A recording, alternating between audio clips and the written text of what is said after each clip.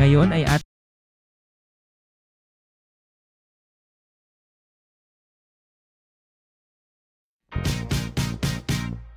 Ngayon ay ating talakayin ang kahulugan at mga halimbawa ng cluster.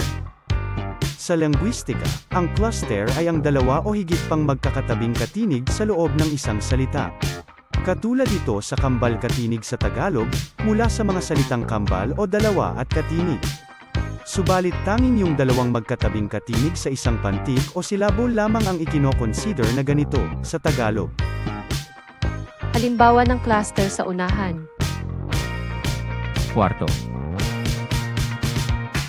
Prito. Friend. Plansa. Prinsesa. Blusa. Janitor. Plaka. Gripo. Truck.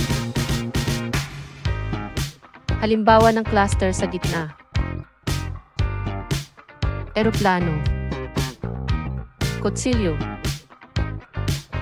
Suplada. Kontrata. Kongreso. Eskwela. Kompleto. Konstruksyon.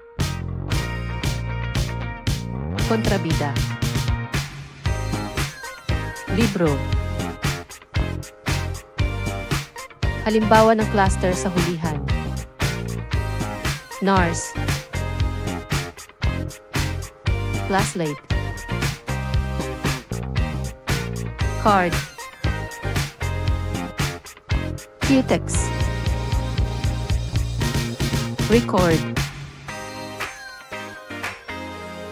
Cart. Break. Clerk. Basement. Scout. Maraming salamat, sana ay naintindihan nyo itong presentasyong tungkol sa cluster.